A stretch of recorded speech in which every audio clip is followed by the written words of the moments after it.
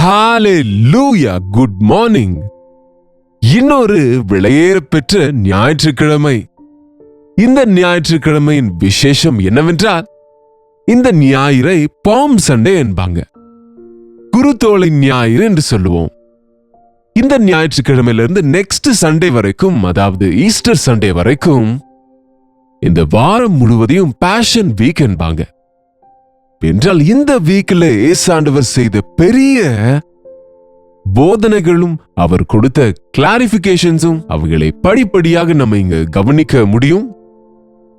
அவர் சிலுவையிலே செய்த பலி யாகத்தை குறித்தும் நாம, அவர் மரித்த பிறகு திரும்ப அவர் கல்லறையில வைக்கப்பட்டு திரும்ப எழுந்ததையும் பார்க்கிறோம். இதெல்லாம் விதின் a வீக் நடந்த சம்பவங்கள். அவர் எருசலேமுக்கு போக அவர் புறப்பட்டு சிலுவைக்காக தம்மை தாம் அவர் ஆயத்தப்படுத்திக் கொண்டு புறப்படுகிற நேரத்திலே ஒரு ராஜாவாக என்டர் ஆகிற அந்த நேரத்தை குருத்தோலை ஞாயிறாய் நாம் நினைவு கூறுகிறோம். ஒரு சிறிய ஜெபத்தோடு இன்றைக்கும் இந்த தேவ செய்தியை கேட்போம். பரிசுத்தரே, உமக்கு நன்றி தகப்பனே. எங்களுக்காக ஆண்டவரே பரலோகத்தை விட்டு வந்து எங்களுடைய பாவ பாரங்களை சுமந்து கொண்டு எங்களுக்காக எருசலேமில் பிரவேசித்து நிந்தையும் அவமானத்தையும் பெற்று எங்களுடைய பாவங்களை ஊருக்கு புறம்பே சுமந்து சென்று பிராயசித்தமாக செய்யப்பட்ட இந்த சிலுவை மரணம் உயிர்த்தெழுதல் நடந்த இந்த வாரத்தினுடைய ஒவ்வொரு நாளின் காரியங்களையும் நாங்கள் தியானிக்கையில எங்களுக்கு கிருபையை தாரும், ஞானத்தை தாரும், உம்முடைய அன்பை உணர்ந்து கொள்ள உதவி செய்யும்படியாக இயேசுவின் நாமத்தில் கேட்கிறோம் பிதாவே, ஆமென். உங்களுடைய வேதத்தை எடுத்துக்கொள்ளுங்க. மார்க்கு சுவிசேஷம் 11வது அதிகாரம். மார்க்கு சுவிசேஷம் 11வது அதிகாரம். இங்க இந்த சம்பவத்தை நாம் பார்க்கிறோம்.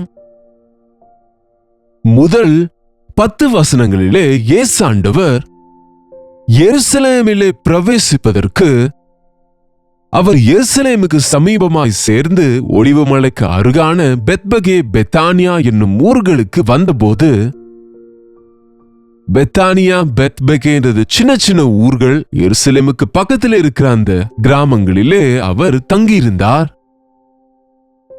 அங்கே வந்தபோது அவர் தம்முடைய சீஷர்களை அழைத்து, உங்களுக்கு எதிராக இருக்கிற கிராமத்துக்கு போங்கள், அங்கே நீங்கள் பிரவேசித்த உடனே கட்டப்பட்டிருக்கிற ஒரு கழுதை குட்டியை காண்பீர்கள், அதை அவிழ்த்து கொண்டு வாருங்கள்.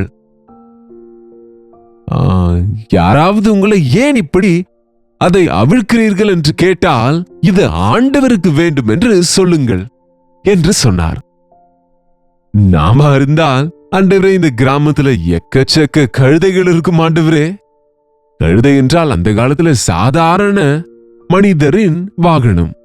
எப்படி நமக்கு ஒரு சைக்கிள் இருக்கும் சாதாரணமான, உங்களுக்கு ஒரு ஊருக்குள்ள போனா எவ்வளவு சைக்கிள் இருக்கும் பாருங்க, எத்தனை பைக்ஸ் இருக்கும் பாருங்க. உங்களுக்கு எதிராக இருக்கிற கிராமத்துக்கு சென்று ஒரு பைக் எடுத்துட்டு வாங்க, ஒரு சைக்கிள் கொண்டு வாங்க என்றால் எப்படி இருக்குமோ அப்படியே ஒரு கழுதை குட்டி அங்கே கட்டி இருக்கும் என்று ஒரு அடையாளத்தை மாத்திரம் சொன்னார். அதை அவிழ்த்து கொண்டு வாருங்கள். அது நிஜமான், இதை ஏன் அவிழ்க்கிறீர்கள் என்றால், இது ஆண்டவருக்கு வேண்டும் என்று சொல்லுங்கள். அந்த கழுதை குட்டியின் மீது எப்பொழுதும் யாரும் உட்காரவில்லை, அது உட்கார விடவில்லை. கழுதை என்றால் பிடிவாதம் இல்லையா, முரட்டாட்டம் செய்யும். இவைகளை கட்டி வைக்க மாட்டாங்க கழுதைகளை ஆக்சுவலா, ஆனால் இது கீழ்ப்படியாமல் இருப்பதால கட்டி வைத்திருக்கிறாங்க. அட்டப்பட்டவர்களை விடுவிக்க ஆண்டவர் வந்தேன் என்று சொன்னார் இல்லையா. உதவாதவர்களையும் பயனற்றவர்களையும் பயன்படுத்துவதற்கு தேவன் எப்பொழுதும் விரும்புகிறார் என்பதற்கு உதாரணமாய் அந்த கழுதையை தெரிந்து கொண்டார். ராஜாவாக அவர் எருசலேமிலே பிரவேசிப்பதற்கு, சிலுவையில் அறையப்படுவதற்கு அவர் தீர்மானம் செய்து கொண்ட போது, அவர் சகல மனிதர்களின் பாவ மீட்பிற்காக உயிர் தியாகம் செய்யும்படியாய் அவர் பிரவேசிக்கும் போது, அவர் ரதத்தை தெரிந்து கொள்ளவில்லை, ஊர்வலத்திற்காக அவர் விரும்பவில்லை, ஆனால் ஒரு கழுதையை தெரிந்து கொண்டார். உங்களுக்கு தெரியுமா, இதுவும் தீர்க்க தரிசனத்தில் இருக்கிறது. சகரியாவின் புத்தகம், அங்கே நாம பார்த்தால் சகரியாவின் புத்தகம் 9ஆம் அதிகாரத்தில் நாம் 9வது வசனத்தை ஒரு முறை பார்த்தால், சீயோன் குமாரத்தியே மிகவும் களிகூறு, எருசலேமின் குமாரத்தியே, நீ கெம்பீரி. இதோ உன் ராஜா நீதி உள்ளவரும் ரட்சிக்கிறவரும் தாழ்மையுள்ளவரும் கழுதையின் மேலும் கழுதை குட்டியாகிய மரியின் மேலும் ஏறி உன்னிடத்திற்கு வருகிறார். சியோன் குமாரத்தியே, மிகவும் களிகூறு. எருசலேம் குமாரத்தியே, கம்பீரி. இதோ உன் ராஜா உன்னிடத்தில் வருகிறார். அவர் நீதியுள்ளவரும் ரட்சிக்கிறவரும் தாழ்மையுள்ளவரும் கழுதையின் மேலும் கழுதை குட்டியாகிய மரியின் மேலும் ஏறி வருகிறவருமாயிருக்கிறார்.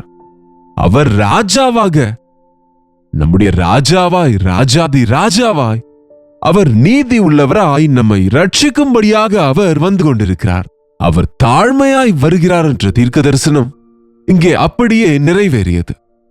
அந்த கழுதை குட்டியை அவர்கள் எதுவும் எதிர்த்து பேசாமல் அதை அவிழ்த்து அதை ஆண்டவரிடத்தில் அனுப்பின போது, அந்த கழுதை குட்டி ஆண்டவரிடத்துக்கு வந்த போது என்ன நடந்ததோ பாருங்க. 7ஆம் வசனத்தில் அவர்கள் அந்த குட்டியை இயேசுவினிடத்தில் கொண்டு வந்து அதன் மேல் தங்கள் வஸ்திரங்களை போட்டார்கள். அவர் அதன் மேல் ஏறி போனார். அந்த கழுதை குட்டியை ஆண்டவரிடத்துல கொண்டு வந்த போது அதுக்கு அலங்கரிப்பு வந்தது பாருங்க. அதுக்கு ஒரு வைபவம் வந்தது. அந்த கழுதை குட்டியின் மீது அவங்க வஸ்திரங்களை போட்டார்கள். கழுதை குட்டியின் மீது ஆண்டவர் உட்கார்ந்த போது அநேகர் தங்கள் வஸ்திரங்களை வழியிலே விரித்தார்கள். கார்பெட்ஸ் போல அவர்களுடைய வஸ்திரங்களையும் அவங்க சில துணிகளையும் அந்த வழியிலே கழுதையை கீழே நடக்க விடாமல் விரித்து கொண்டிருக்கலே, அங்கே வேறு சிலர் மரக்கிளைகளை தரித்து வழியிலே பரப்பினார்கள்.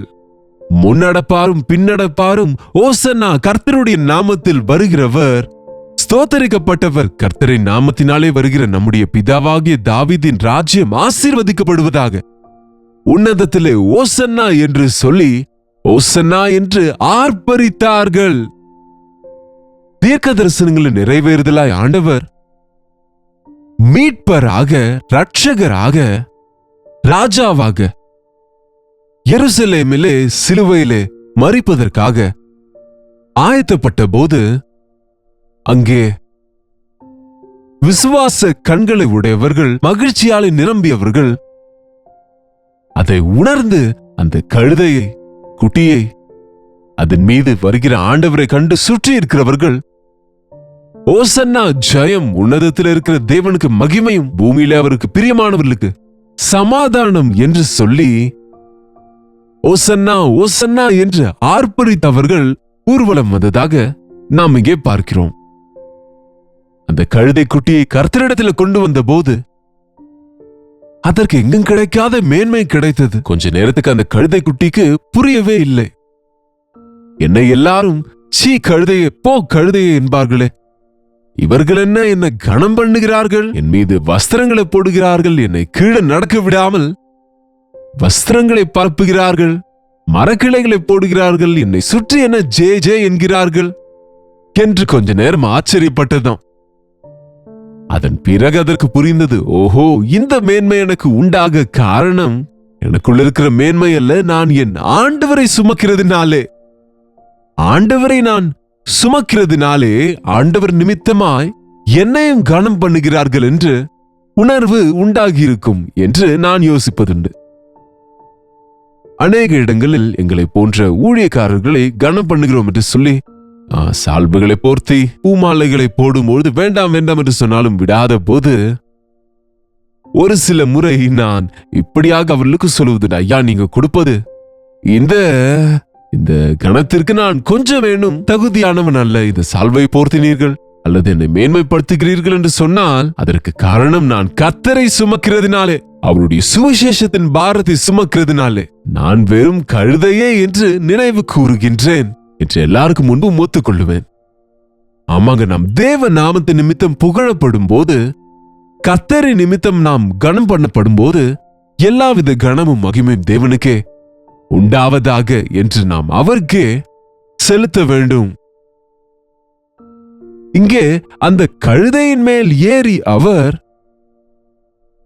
பிரவேசிக்கிறதை ஒரு ஒப்புமையாக பார்த்தோம் என்றால், மேகங்களின் மேலே அவர் ராஜாதி ராஜாவாய், கர்த்தாதி கர்த்தராக வரப்போகின்றார். இந்த மொத்த உலகத்தில் இருக்கிற ஒவ்வொன்றையும் அவருடைய அதிகாரத்தின் கீழ் எடுத்துக்கொள்ளப் போகின்றார். இப்போ உலக அதிபதியாகிய பிசாசின் கையில் இருக்கிறது. இயேசு சோதித்த போது சாத்தான் உயர்வான மலைக்கு அவரை கொண்டு சென்று, நான் இந்த பட்டணங்களை எல்லாம், இந்த ராஜ்யங்களை எல்லாம் உனக்கு கொடுக்கிறேன், என்னை பணிந்து கொள் என்ற போது, சாத்தானே, நான் ரத்தத்தை செலுத்தி வாங்குவேன், உன்னை பணிந்து கொள்ள மாட்டேன், போ என்று அதை கடிந்து கொண்டார். பாருங்க, அதனாலதான் ஒவ்வொரு கோத்திரத்தாரும், ஒவ்வொரு பாஷைக்காரரும், ஒவ்வொரு ஜனமும், ஒவ்வொரு மனிதனும் மீட்கப்படும்படியாக அவருடைய விலையேற பெற்ற ரத்தத்தை சிந்தினாருங்க. பிசாசை, துஷ்டனாகிய இந்த உலக ராஜாவாய், உலக அதிபதியாய் இருக்கிற பிசாசை, மரணத்தின் பலத்தை உடையவனை மரணத்தினாலே ஜெயித்து உயிர் தெழுந்து, அவர் சகல அதிகாரமும் எனக்கு கொடுக்கப்பட்டிருக்கிறது என்று சொன்ன ஆண்டவர், அதன் தொடக்கத்தை இங்கே பார்க்கிறோம்.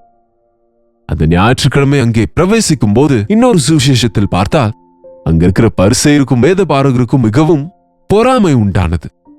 அங்கு சுற்றி இருக்கிறவங்க ஓசன்னா ஓசன்னா என்று சொல்லிக் கொண்டிருந்தால், போதகரே, இந்த பிள்ளைகளை அமைதியா இருக்க சொல்லுங்க என்று சொன்னபோது, பிள்ளைகள் பேசாமல் இருந்தால் இந்த கற்களை சத்தமிடும் என்று அவர்களை எச்சரித்ததாக இன்னொரு சுவிசேஷத்தில் நம்ம பார்க்கிறோம். இன்றைக்கு தேவனை துதிக்க மாட்டார்கள், துதிக்கிறவர்களை தடை செய்கிற சூழ்நிலை இன்றைக்கும் பார்க்கிறோம். தேவனை ஆராதிக்க மாட்டாங்க, ஆராதிக்கிறவர்களுக்கு தடைகளை உண்டாக்குகிறவர்களாய், அவர்களை உபத்திரவப்படுத்தி தூஷிக்கிறவர்களாக இருக்கிறதை பார்க்கிறோம். அன்றைக்கானாலும் இன்றைக்கானாலும் என் நிமித்தமாக ஜனங்கள் உங்களை நிந்தித்து தூஷித்து உங்கள் மீது தவறான வார்த்தைகளை சொல்லும் போது, நீங்கள் பாக்கியவான்கள் என்று ஆண்டவர் சொன்னதை நினைவு கூர்ந்தால், நாம் தேவனை துதித்துக் கொண்டே இருப்போம். எனக்காக சிலுவையில மரித்த என் ஆண்டவரே, நான் துதிக்காமல் எப்படி இருப்பேன்? என்னுடைய ஜெபங்களுக்கு பதில் தருகிற தேவனுக்கு நான் ஜெபிக்காமல் எப்படி இருப்பேன்? என்னை ஆசீர்வதித்த என் ஆண்டவரை நான் கனப்படுத்தாமல், அவரை மகிமைப்படுத்தாமல் என்னால் எப்படி இருக்க முடியும் என்பது நம்முடைய நிலையாக இருக்க வேண்டும். உண்மையிலேயே தேவன் என்னை உங்களை போன்ற சாமானியர்களுக்கு இவ்வளவு பெரிய ரட்சிப்பை பெற்றுக் கொள்வதற்கு, இவ்வளவு பெரிய தேவனின் குமாரராய் குமார்த்திகளாய் ஏற்றுக்கொள்ளப்பட அவர் தகுதி கொடுத்திருக்கிறார் என்றால், யோகியதை கொடுத்திருக்கிறார் என்றால், அதற்கு நாம எவ்வளவோ நன்றியோடு இருக்கணுங்க. ஓசன்னா, ஜெயம், கர்த்தருடைய நாமத்திலே வருகிறவர் ஸ்தோத்தரிக்கப்பட்டவர், உன்னதமான இடங்களிலே தேவனுக்கு மகிமை. ஓசன்னா என்றால், கர்த்தாவே எங்களை ரட்சியும், கர்த்தாவே எங்களை மீட்டுக் கொள்ளும் என்ற அர்த்தமும் இருக்கிறது. ஓசன்னா, இயேசுவின் நாமத்திலே ஜெயம் என்கிற இன்னொரு மீனிங் இருக்கிறது. ஓசன்னா என்றால் வெற்றி. அந்த வார்த்தைக்கு தேவனை என்னை ரட்சியும், தேவனை என்னை பிடித்துக் கொள்ளும், என்னை தேற்றும் என்கிற அர்த்தம் இருக்கிறது. எருசலேமில் பிரவேசித்த ஆண்டவர் அன்றைக்கு சின்ன பிள்ளைகள் மூலமாய் மகிமைப்படுத்தப்பட்டார். அவர் கனம் பண்ணப்பட்டார். சிறு பிள்ளைகள் அவரை சந்தோஷத்தோட ஏற்றுக்கொண்டாங்க. ஆண்டவர் சொன்னார் இல்லையா, நீங்கள் மனம் திரும்பி சிறு பிள்ளைகளை போல் ஆனாலுடைய பரலோக ராஜ்யத்தை சுதந்திரிக்க மாட்டீர்கள். இன்றைக்கு இயேசு ஆண்டவர் எருசலேமிலே பிரவேசித்து, அவர் தேவாலயத்துக்கு சென்று 11ஆம் வசனத்திலே, இயேசு எருசலேமுக்கு வந்து தேவாலயத்தில் பிரவேசித்து எல்லாவற்றையும் சுற்றி பார்த்து சாயங்காலமான போது 12 கூட பெத்தானியாவுக்கு திரும்பி போனார். பெத்தானியாவிலிருந்து அவர் நடந்து வந்தார். பாருங்க, அந்த கழுதை குட்டி ரொம்பவும் சின்னதாக இருக்குமாம். கழுதை குட்டி மீது அவர் ஏறினார். ஆனால் அது அவருடைய கால்களுக்கு கீழே இருப்பதினாலே அதன் மேல அப்படி நடந்து கொண்டே போனார் என்று சொல்லலாம். பாருங்க, என்னுடைய சுமை லேசானது, என்னுடைய நுகம் லகுவானது என்பது போல அவரை சுமப்பது என்பது அது ஒரு பாரமா இருக்காது, அது மிகவும் லேசானதாக இருக்கும். அன்றைக்கு ஆலயத்துக்குள்ள சென்றவர் எதுவுமே பேசவில்லை. அங்க இருக்கிற சூழல்கள் எல்லாம் பார்த்து, அங்கே நடக்கின்ற கொடுமைகளை பார்த்து, என்னுடைய பிதாவின் வீடு என்பது பார்த்து கொண்டு திரும்ப சாயங்காலமான போது அமைதியாய் அவர் பெத்தானியாவுக்கு, அவர் தங்கியிருந்த பெத்தானியாவுக்கு திரும்பி வந்தார். கர்த்தருக்கு சித்தமான நாளை காலை அடுத்த நாள் என்ன நடந்ததோ 12ஆம் வசனத்தில் மறுநாள் என்று இருக்கிறது. பாருங்க, அந்த மறுநாள் என்ன நடந்தது என்பதை நீங்க வாசித்து வைங்க. மார்க்கு சுவிசேஷம் இன்னும் கொஞ்சம் ரெஃபரன்சஸ் உங்களுக்கு தெரியப்படுத்துகிறோம், டிஸ்கிரிப்ஷன்ல வைக்கிறோம். அவைகளை இந்த வாரம் முழுவதும் இயேசாண்டவர் சிலுவையை எப்படியாய் சந்தித்தார், சிலுவைக்கு முன்பு என்ன செய்தார், சிலுவையில என்ன செய்தார், மரித்த பிறகு என்ன நடந்தது என்ற விஷயங்கள் எல்லாம் விவரமாக தியானிக்க போகிறோம். கண்களை மூடுங்க, ஒரு சிறிய ஜெபம். பரிசுத்தரே, உமக்கு நன்றி ஆண்டவரே. உலக பாவங்களை சுமந்து தீர்க்கிற தேவ ஆட்டுக்குட்டியாக வந்த நீர், இறந்த கால வருங்கால நிகழ்காலத்தில் இருக்கிற எல்லா மனிதருக்காக ரத்தம் சிந்துதல் இல்லாமல் பாவ மன்னிப்பு உண்டாகாது என்பது போல எங்கள் எல்லாருக்காகவும் குற்றமற்றதும் மாசற்றதுமாகிய உம்முடைய ரத்தத்தை சிந்தி மீட்பை உண்டாக்க எருசலேமிலே பிரவேசித்த அந்த நாளை நீர் தெரிந்து கொண்ட அந்த கழுதை குட்டியையும் தாழ்மையுள்ளவராய், ராஜாவாய், நீதி உள்ளவருமாய் எங்களுக்காக ஆண்டவரே நீர் செய்த தியாகத்தை நாங்கள் நினைவு கூறுகையில இந்த வாரமெல்லாம் உம்முடைய அடிச்சுவடுகளில் உம்மை பின்பற்றி உம்முடைய அன்பை, உம்முடைய ஊழியத்தை நாங்கள் புரிந்து கொள்ள எங்களுக்கு உதவி செய்யுங்க. ஆலயத்துக்கு போகும்பொழுது இன்னும் அதிகமா எங்களோடு பேசும்படியாக இயேசுவின் நாமத்திலே ஜெபிக்கிறோம் பிதாவே, ஆமென். நம்முடைய பிதாவாகிய தேவனுடைய அன்பும் குமாரனாகிய இயேசு கிறிஸ்துவின் கிருபையும் பரிசுத்த ஆவியானவருடைய அந்யோன்யமும் ஐக்கியமும் கூடி வந்திருக்கிற நம் அனைவருக்கும் எப்பொழுதும் சதா காலமும் துணையாக இருப்பதாக, ஆமென். தேவனுக்கு ஸ்தோத்திரம். உங்களுடைய ஜெப விண்ணப்பங்களை பாருங்களை எங்களுக்கு தெரியப்படுத்த 8939801234 ஒரு டெக்ஸ்ட் அல்லது வாய்ஸ் மெசேஜ் மூலம் வாட்ஸ்அப் அனுப்புங்க. நீங்க எங்கெங்க இருந்து பார்த்து கொண்டிருக்கிறீங்களோ இதை கமெண்ட் செக்ஷன்ல பதிவிடுங்க.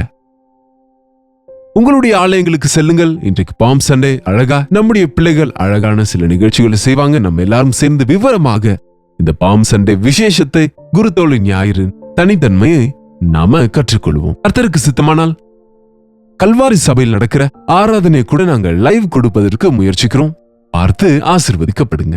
கர்த்தருக்கு சித்தமானால் நாளைக்கு இதே நேரத்தில் கர்த்தருடைய வார்த்தையோடு உங்களை சந்திக்கிறேன். கர்த்தருடைய கிருபை உங்களுக்கு துணையாக இருப்பதாக. ஹalleluya. மும்பை மற்றும் மும்பை சுற்றி இருக்கிற உங்களுக்கு ஒரு நற்செய்தி.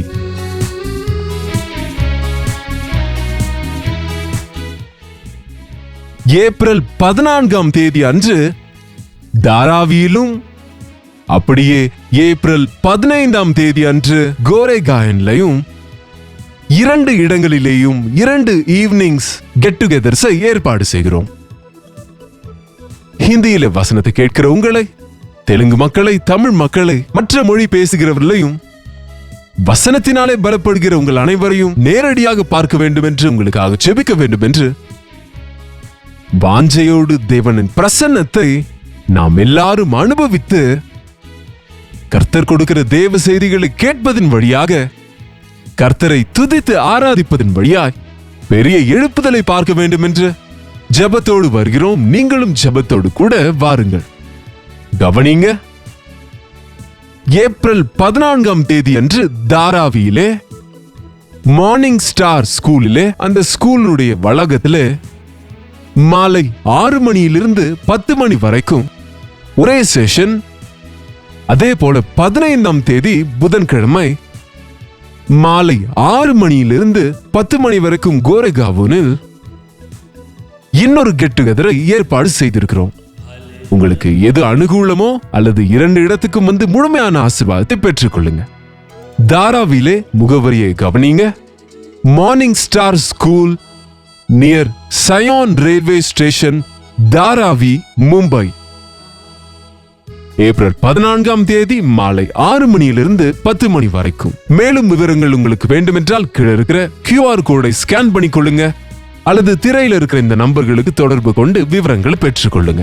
அதே போல ஏப்ரல் 15ஆம் தேதி அன்று கோரேகாவனிலே மகாராஷ்டிரா வித்யாலயா ஹால், மோதிலால் நகர், கோரேகாவன் வெஸ்ட், மும்பை, மாலை 6 மணியிலிருந்து 10 மணி வரைக்கும் மட்டுமே.